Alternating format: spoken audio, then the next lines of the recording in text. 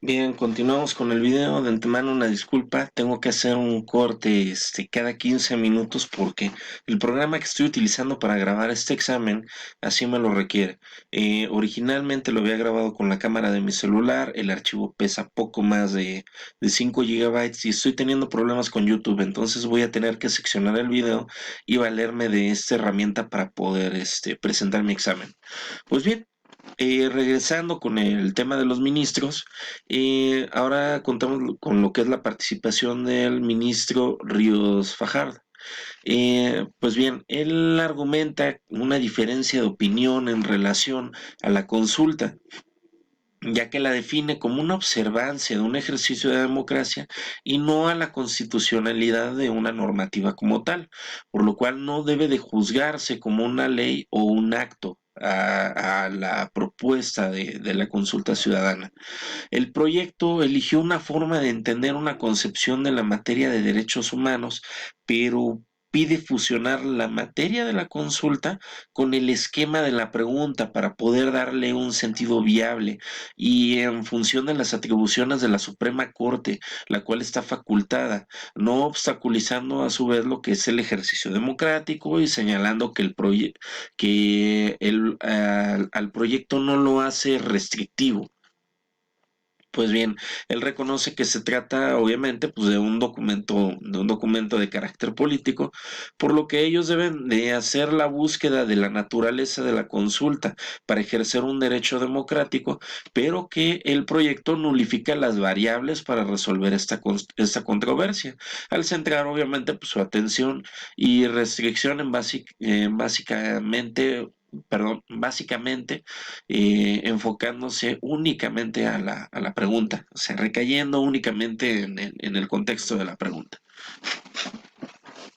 Pues bien, el ejercicio de la consulta popular ha sido restringido desde el año 2012, pese a que es un instrumento democrático y si bien no es función de la Suprema Corte de Justicia de la Nación el observar los planteamientos sociales, sí lo es el de desdoblar los elementos jurídicos y legales para facilitar el ejercicio de la justicia.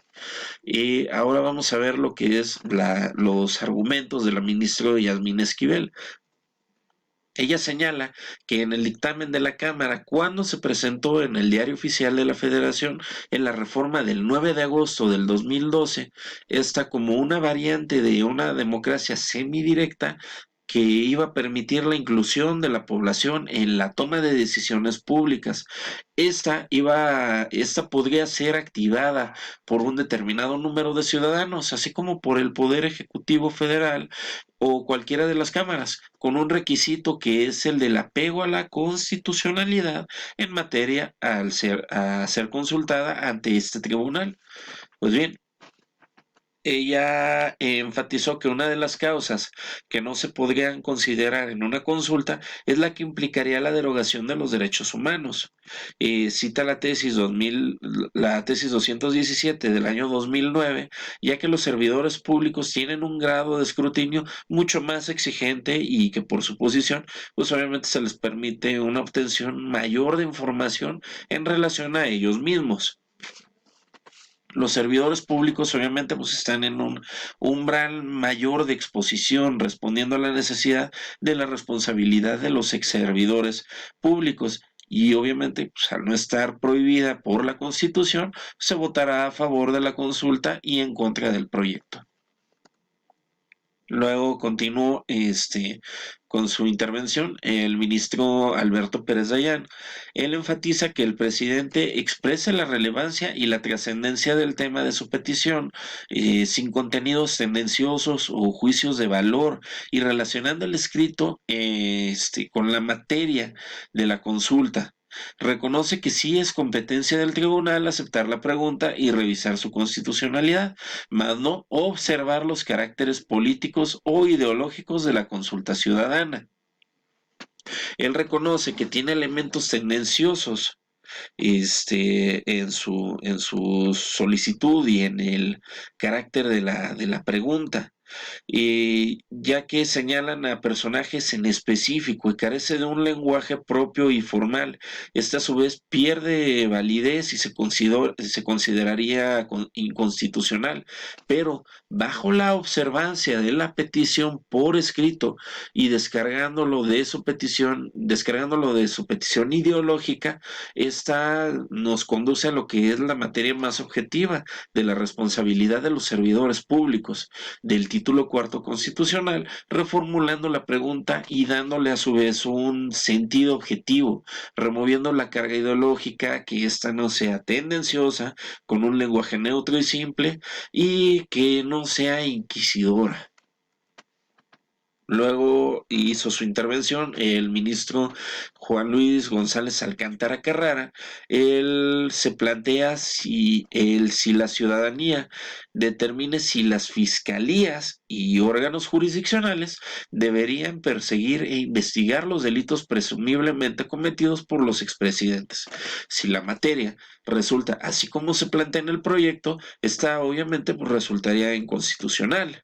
Desde su perspectiva, debe analizar el rol que el tribunal debe cumplir, ya que este viene siendo doble. Primero, al analizar la constitucionalidad de la consulta, pero por otro lado también tiene que garantizar la efectividad del derecho, al considerarse como un derecho humano dentro de una democracia constitutiva. Por tanto, debe de tener congruencia con la Constitución para ser leído y a su vez tener una utilidad. Considera que se debe enfatizar que los derechos humanos derivan de una serie de movimientos sociales sin precedentes y una participación histórica que constituyen una oportunidad única para que participen los ciudadanos, y se considera que el objeto de la consulta en este proyecto es inconstitucional. Luego hizo su intervención el ministro Jorge Mario Pardo Rebolledo. Él expresaba que el análisis del objeto de la consulta y la pregunta con base en los antecedentes solicitados por el Ejecutivo Federal con todo y sus antecedentes proporcionados en la solicitud, el proyecto va a recoger una interpretación acorde a los términos, con los antecedentes y a los términos que la pregunta propone. Lo acepta en congruencia con el objeto de la pregunta, con el análisis de esta. Pero ojo, advierte que un objeto de enfoque distinto, perdón, pero ojo, él advierte que un objeto de enfoque distinto al de la pregunta, ya que el planteamiento y su formulación de esta podría generar un planteamiento de constitucionalidad o de inconstitucionalidad diferente. Reconoce que si ésta se acepta, las instituciones encargadas de llevar dichas investigaciones y procesos contarán con todo el respaldo y el apoyo, pero si se descarta, ojo, si se descarta, nadie podrá señalarlas de encubrir o entorpecer las investigaciones al no perseguir a los presuntos delitos a los que se refiere en el escrito. Comparte un punto de vista de que no puede ser objeto de consulta el ejercicio de las atribuciones que tienen las autoridades competentes en materia de procuración y administración de justicia. Por tanto, la única figura que entorpecería el seguimiento de esto en materia constitucional sería la amnistía, previsto por el Congreso de la Unión. Para el ministro, la única posibilidad de consultar a la ciudadanía de que no se investiguen y no se persiga ese delito es la figura constitucional en la amnistía, prevista como una facultad del Congreso de la Unión. El enfoque de la pregunta sería diferente si lo que se interpretara es que se concretara que el Congreso de la Unión discutiera el conceder amnistía en términos del artículo 37, fracción 22ª, y así podrían salvarse de los vicios de inconstitucionalidad. Eh, Respecto al enfoque y a la pregunta analizada, para ello se requiere una aprobación mayoritaria. De no ser así, él estaría de acuerdo con la interpretación, ya que el proyecto y los planteamientos presentados por el Ejecutivo Federal pues, le parecen correctos. Voy a hacer una pequeña pausa y continuamos.